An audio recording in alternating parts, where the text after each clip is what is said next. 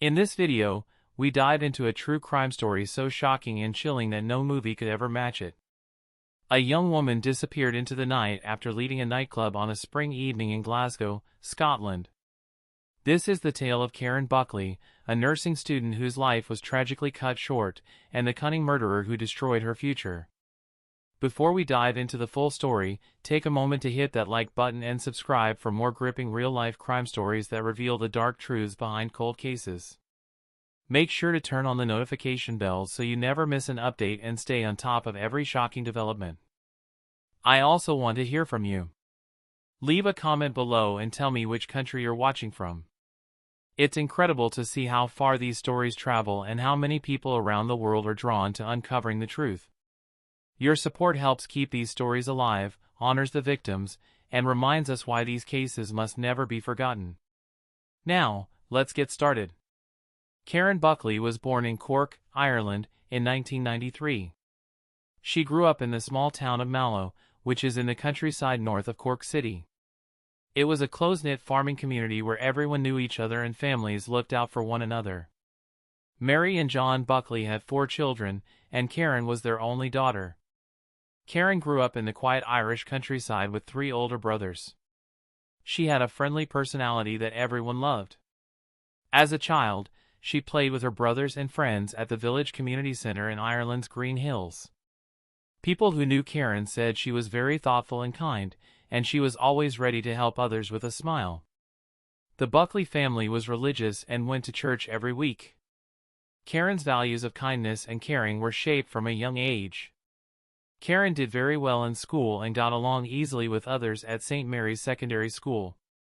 She was friendly, open, and honest, and she kept close relationships with her peers by spending time with them and exploring shared interests. From early on, Karen had a plan and a goal. She wanted to help people and make a real difference. This calling led her to become a nurse, which was a perfect fit for her caring personality. After high school, Karen went to the University of Limerick to study nursing. She worked as a waitress at a nearby hotel while earning her degree, showing the strong work ethic that would define her young adulthood.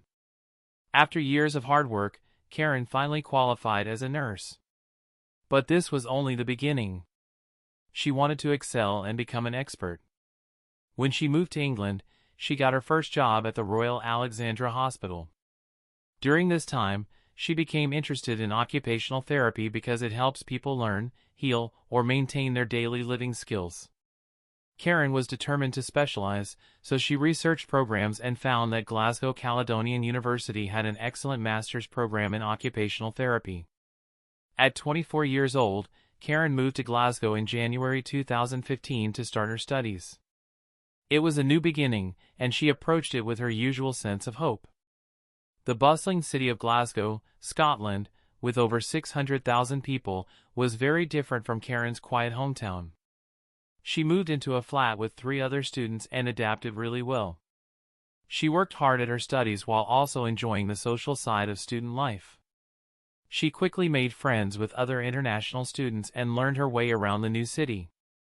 On weekends, Karen and her friends would go out in Glasgow, visiting clubs, restaurants, and tourist spots. These weren't wild nights, they were just normal things that university students do.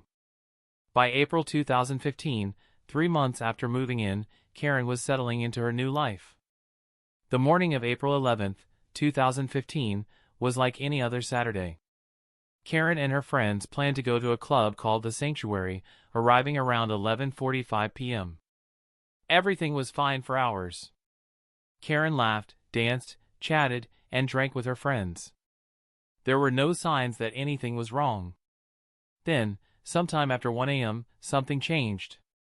Karen told her friends she needed to go to the toilet. They nodded and thought nothing of it. But Karen didn't go to the toilet. She left the club entirely and walked out into the cold Glasgow night without her jacket. Why would Karen suddenly leave without telling anyone? Why did she leave her jacket behind? Even now, no one knows for sure. This question remains, even though her case was solved and her killer was caught. Did she suddenly feel unwell? Did she receive a message that upset her? We simply don't know. When Karen's friends realized she hadn't returned, they weren't immediately worried. They were in a busy club and had had a few drinks themselves. They assumed she felt sick and had gone home. It seemed reasonable at the time. The next day, April 12th, real worry set in. Karen's friends discovered she wasn't at home. Her bed hadn't been slept in. Her phone rang out unanswered. She wasn't replying to texts. There was no activity on her social media. Karen was normally very communicative, so this was completely out of character. Her friends all agreed something was seriously wrong. They called the police to report her missing. Glasgow police didn't treat this as just another late night out. Something about the situation raised red flags. A sensible 24-year-old graduate student doesn't simply vanish. The police acted quickly. Within hours, Karen's parents in Ireland were informed. John and Marion Buckley faced every parent's worst nightmare, their daughter missing in another country. Within days, they flew to Glasgow to help with the search. The investigation moved fast. Police searched the area, interviewed friends, and reviewed CCTV footage. What they found was chilling. Around 1 a.m., cameras captured Karen leaving the sanctuary, but she wasn't alone. A man was walking beside her, appearing to talk to her as they left the club, heading away from the direction of Karen's flat. Everything changed. Karen hadn't wandered off by herself. Someone had approached her and persuaded her to walk with him into the night. The search intensified. Karen's face appeared on TV and radio across Scotland and Ireland. Her family organized search parties. Volunteers scoured Glasgow. Her picture was shared widely on social media. Everyone hoped she would be found alive. That hope began to fade as the days passed. The man was quickly identified by police as Alexander Pact, a 21-year-old from Glasgow. A few days after Karen went missing, police visited his flat. As soon as they entered, they noticed something strange, the strong smell of bleach and cleaning products.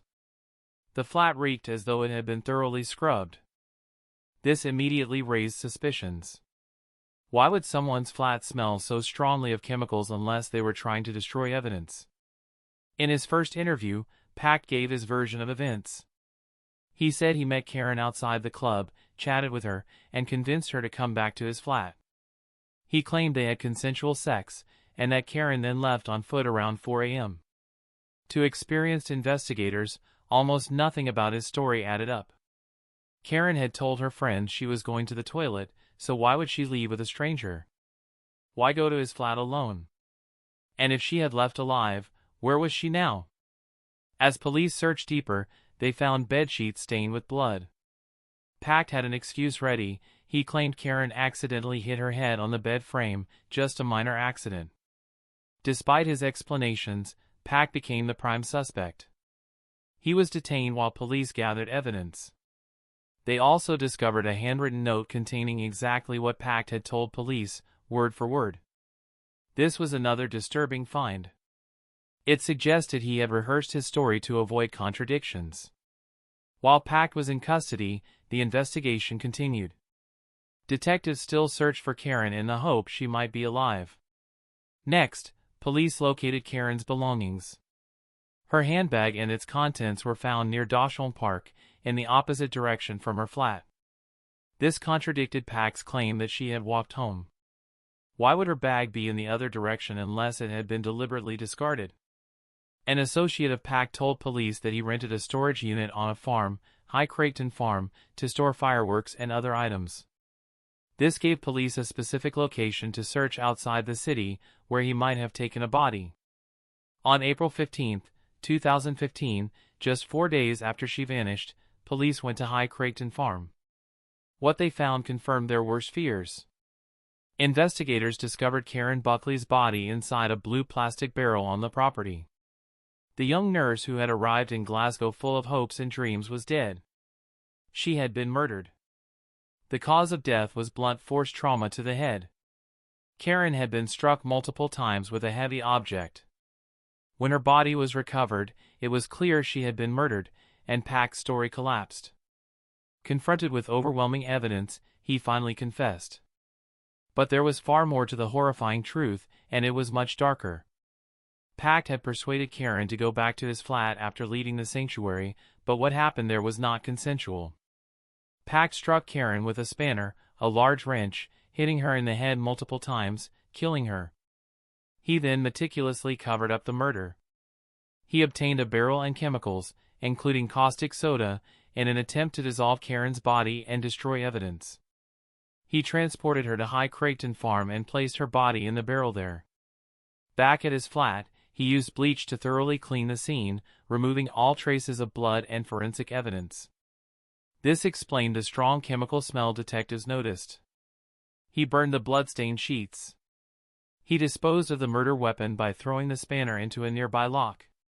Finally, he cleaned his car and even posted an online ad to sell it, showing both guilt and cold calculation as he tried to eliminate any DNA link to Karen.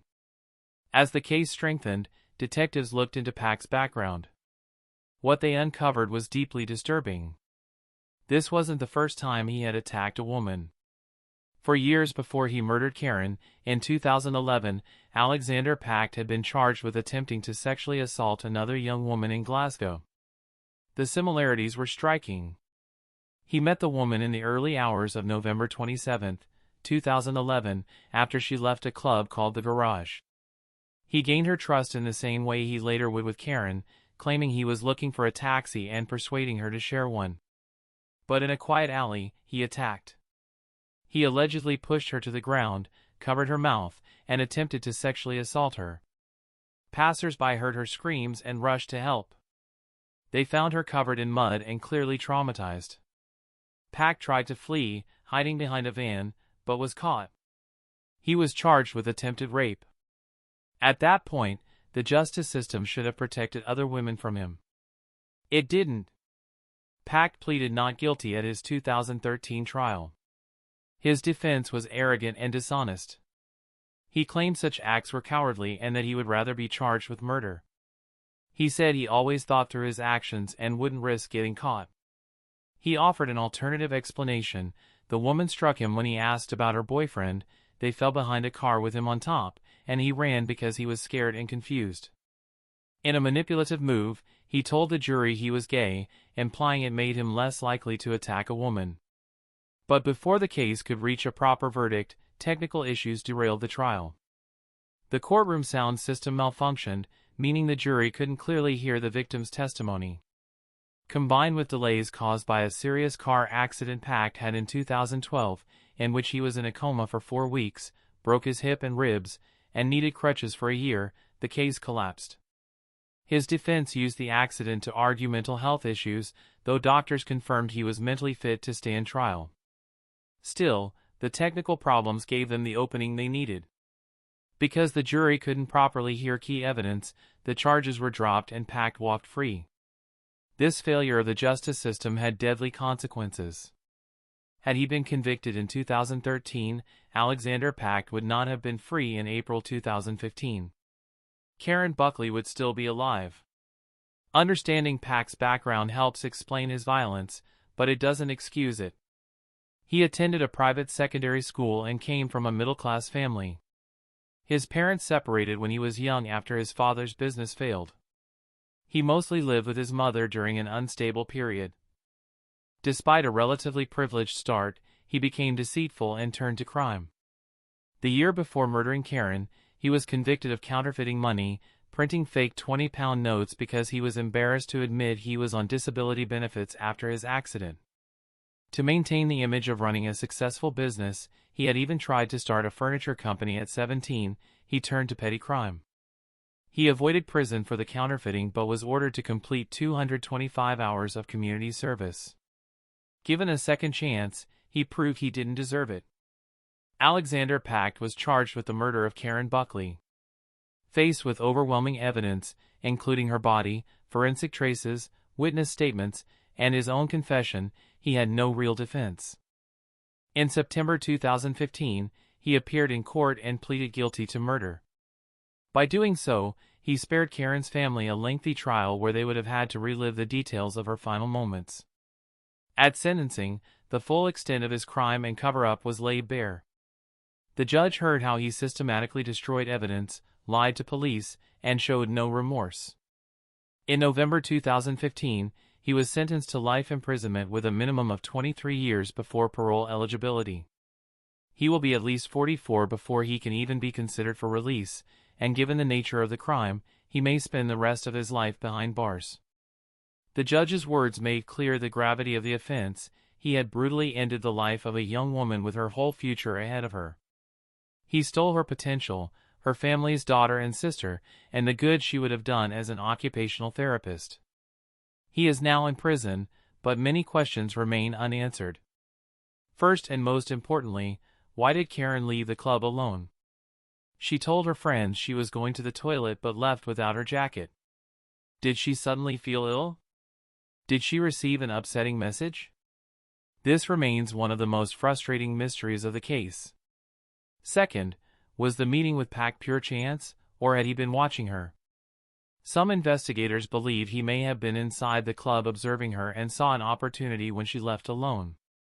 CCTV shows him standing by his car, phone in hand, as if waiting for someone to exit unaccompanied. This suggests the crime may have been opportunistic but premeditated in intent, making it even more chilling. Third, why did he kill her? In Karen's case, there was no evidence of sexual assault, unlike the 2011 attempted attack. So what was the motive? Forensic psychologists believe Pac may have killed simply because he wanted to, deriving satisfaction from total control over another person and ending their life. This paints him not just as a murderer, but as a potential serial killer stopped after his first successful kill. Police believe he had fantasized about murder for a long time. The night of April 11, 2015, may have been the opportunity he was waiting for. The methodical cover-up, the chemicals, the barrel, the planned disposal, suggests it wasn't entirely spontaneous. Karen Buckley's murder affected far more than just her family, who bore the heaviest burden. Her parents, John and Marion Buckley, described Alexander Pac as pure evil and a coward, words that sadly ring true. The family has had to live not only with the loss of their daughter, but with the horrific details of how she died. Karen did not die peacefully. A stranger she trusted enough to walk with beat her to death. Karen's friends have carried guilt and pain, especially those who were with her at the sanctuary that night. They have had to process the fact that they didn't realize she was missing until it was too late. They know logically they could not have done anything differently and that Pac alone bears responsibility, but guilt doesn't always follow reason. The case also raised serious questions about failures in Scotland's justice system. Had Pac been convicted for the 2011 attack, he would not have been free in 2015. Karen would have completed her master's in occupational therapy. She could have gone on to help countless people recover from injury or illness, living the long, fulfilling life she deserved. Instead, technical failures and delays allowed him to escape justice for the earlier crime.